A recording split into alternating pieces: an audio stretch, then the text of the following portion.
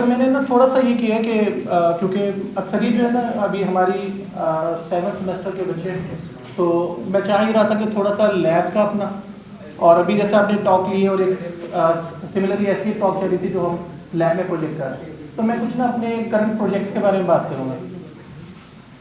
अच्छा, हमारा जो है ना जिस चीज़ को मैं प्रेजेंट कर रहा हूँ that is called national centre of artificial intelligence. ये गवर्नमेंट का एक इनिशिएटिव है जो 2018 में स्टार्ट हुआ था, और मैं इसमें एक लैब है इंटेलिजेंट क्रिमिनोलॉजी रिसर्च लैब, जिसे मैं हेड कर रहा हूँ। अच्छा, ये मेरा प्रीवियस बैकग्राउंड, आई होप काफ़ी लोगों को आइडिया है कि मैं यूजीसी में अंडर ग्रेड और मास्टर्स है मेरी, फिर I got lectureship here, currently I am professor in CS department, और फिर मल्टीपल चीज़ें ये मैं करता रहा हूँ। अच्छा, फोकस बेसिकली क्या है या विजन मेरा क्या है या गोल क्या है? गोल जो है ना मैंने ये रखा हुआ है कि यार मैंने ना एकेडमिक कोलैबोरेशंस करनी है, और सिमिलरली इन कोलैबोरेशंस की मदद से हम डिफरेंट R&D प्रोडक्ट्स वगैरह को जनरेट करना चाह रहे हैं। विजन हमारा है कि make the world a better living place for humans using multi model AI research focused. जी, अभी मल्टी मॉडल क्यों यहाँ पे वर्ड यूज़ किया है? क्योंकि हमारी अंडरस्टैंडिंग ये है कि जो मशीन लर्निंग है वो डिफरेंट मोडेलिटीज़ की बेस पे है, जिसमें ऑडियो, वीडियो, टेक्स्ट, बायोलॉजी और फिर temperature sensors and sort of different sensors जो है ना हम इनको यूज़ करते हैं, और इन पे फिर AI फोकस का मतलब है कि मशीन लर्निंग के एल्गोरिथम्स लगाते हैं और फिर डिफरेंट प्रोजेक्ट्स को या प्रोडक्ट्स को बनाते हैं।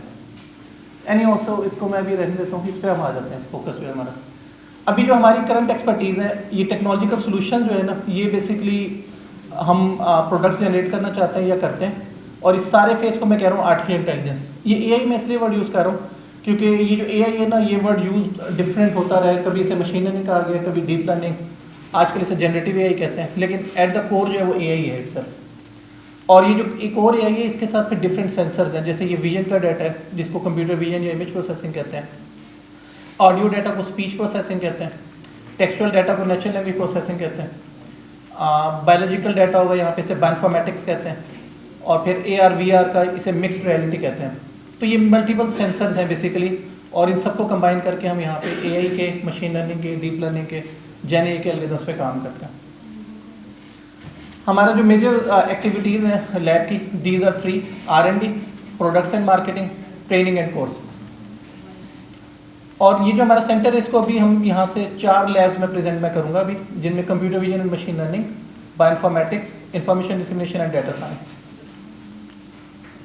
जब हम किसी भी डाटा की बात करते हैं तो कोई भी डाटा, उसके ये 4 मेन फेजेज हैं, जिसको आप कह सकते हैं कि अगर आपके पास कोई डाटा है, आपने कुछ चीज़ क्लासीफाई करनी है या उसकी क्लस्टरिंग करनी है जिसे सेगमेंटेशन कहते हैं, या डिटेक्शन करनी है या जनरेशन करनी है। तो ये ब्लॉक मैंने वैसे ही सिंपल ये लिखा हुआ है, और with respect to computer vision के कुछ एग्जांपल्स दिए हैं कि अगर क्लासिफिकेशन आप कर रहे हो तो आप कह सकते हो कि visual scene classification, human activity recognition, suspicious activity classification, sports analysis and so on.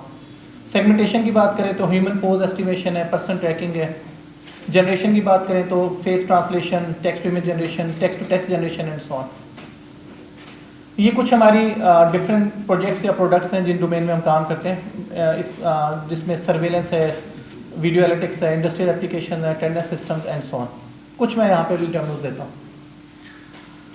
हमारा जो सबसे मेजर प्रोजेक्ट है वो है पंजाब सेफ सिटी अथॉरिटीज़ के साथ हमारे ये 3 प्रोजेक्ट्स जो ऊपर मैंने यहाँ पे दिखाए ना, ये हमारे लाइव हैं उनके साथ। इनको मैं भी एक्सप्लेन भी थोड़ा सा क्विकली कर देता हूँ। ये 3 जो ऊपर वाले हैं 3, पंजाब सेफ सिटी अथॉरिटी, आप सबको पता होगा कि एक अथॉरिटी है गवर्नमेंट की, जिसने डिफरेंट सिटीज़ में कैमराज लगाए हुए हैं।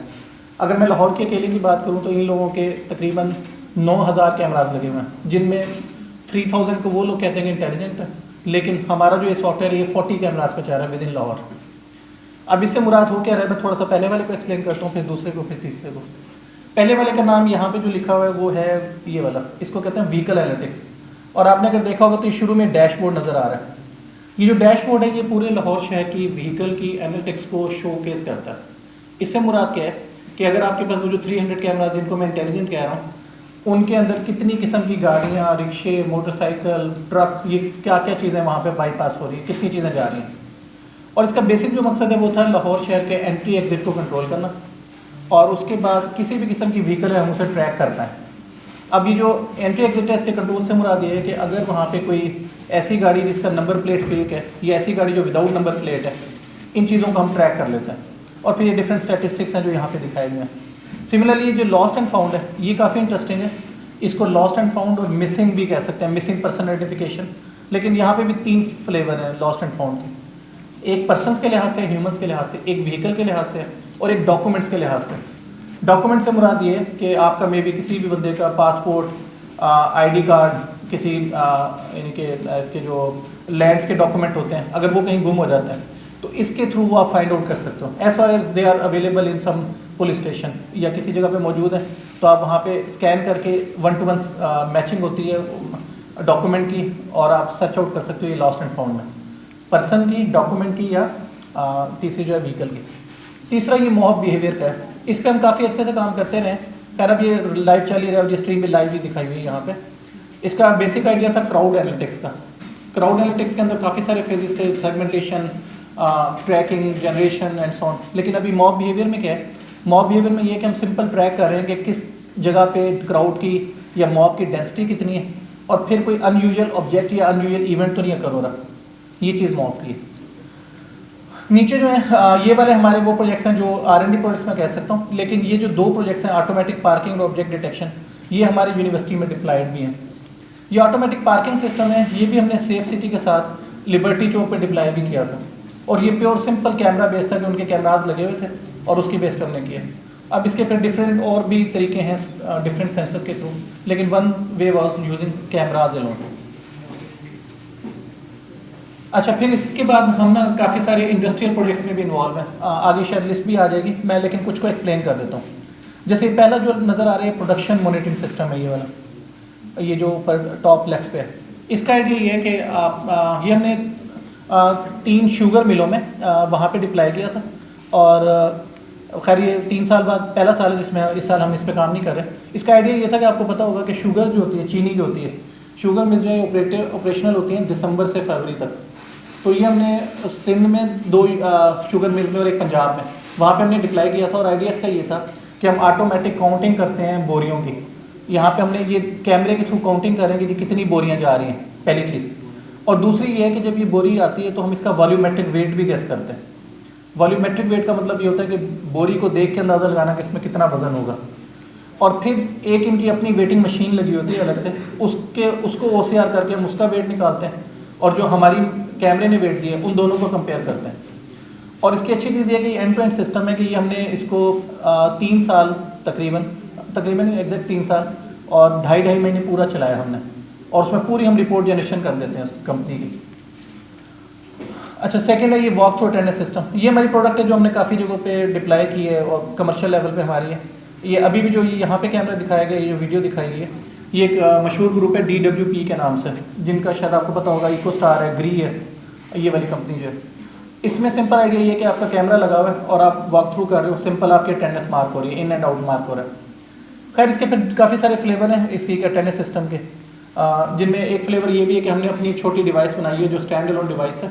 वो इस वक्त 18 जगहों पे हमने डिप्लॉय की हुई है, जिनमें से विद इन यूनिवर्सिटी भी यानी कि हम उसको डिप्लॉय कर चुके हैं, बल्कि काफ़ी अर्से से कर चुके हैं। KSK में, मॉडल टाउन पे, हर जगह पे हम उसी के थ्रू अटेंडेंस भी ले रहे हैं। सिमिलरली ये डिफरेंट है। अच्छा, यहाँ पे एक इंटरेस्टिंग ये वाला टावर सर्वेलेंस का प्रोजेक्ट भी है, ये भी क्योंकि हमने काफ़ी जगह पे डिप्लॉय किया है। इसका आइडिया ये है कि जैसे आपको आइडिया होगा जोंग के, जैज़ के डिफरेंट टावर्स होते हैं, मोबाइल टावर्स, उनमें होता क्या है कि आप अगर एरिया देख रहे हैं ना ये वाला, तो यहाँ पे इनके पास मेन जनरेटर्स और फिर डिफरेंट इक्विपमेंट पड़ा होता है। तो हमारा काम ये कि क्या कोई चीज़ वहाँ पे थेफ्ट तो नहीं हो रही, या नो गो एरिया में तो कोई नहीं एंटर हो रहा। अगर वो होता है तो ये मोबाइल ऐप बनी हुई है जिसमें फ़ौरन ही उसको अलार्म आ जाता है जो भी कंसर्न पर्सन है और फिर वो एक्शन ले सकता है वो जो चाहे। इसी तरह फिर मल्टीपल। अच्छा चलें, ये PPE मॉनिटरिंग का है, ये भी हमारा आई थिंक कोई गो प्लेटफॉर्म, ये जो है गो पेट्रोल पंप है, इस पर हमने कोई 3 से 4 पेट्रोल पंप से भी डिप्लॉय किया था और कुछ कंस्ट्रक्शन साइट्स पे डिप्लॉय किया था। आइडिया इसका भी इंटरेस्टिंग है। इसका आइडिया ये है कि हमने पर्सन आइडेंटिफिकेशन करनी है based on his uniform, his boots, his helmet and so on. यानी कि हम हेलमेट के थ्रू बता देते हैं कि अरे सुपरवाइज़र है, शूज़ के मतलब थ्रू बता देंगे लेबरर है, सुपरवाइज़र है, मैनेजर है, कौन सा बंदा है, उससे कौन से एरिया में एंट्री है, कौन से में नहीं है। एंड इसी तरह shopping mall and so on. चलें जी, थोड़ा सा इसको क्विक चलता हूँ। ये जो भी डॉक्टर हुमायूं ने प्रेजेंटेशन दी है, ये उसका स्टार्ट का था, क्योंकि अब तो जो भी आपने देखा रोबोट वो काफ़ी बेहतर लेवल पे, और अब वो पेटेंटेड है, तो मैं उसको प्रेजेंटेशन में मैंने नहीं डाला था। लेकिन आइडिया यहाँ पे था कि स्टार्ट हमने यहाँ से किया था कि होम केयर रोबोट था, ये जो छोटा सा रोबोट मूव करते दिखा रहे हैं, ये अभी यहाँ पे फिर आएगा। जी ये वाला रोबोट शुरू यहाँ से हमने किया था कि ये रोबोट था और ये with in office he move करते थे और फिर डिफरेंट एक्टिविटीज़ देखते थे।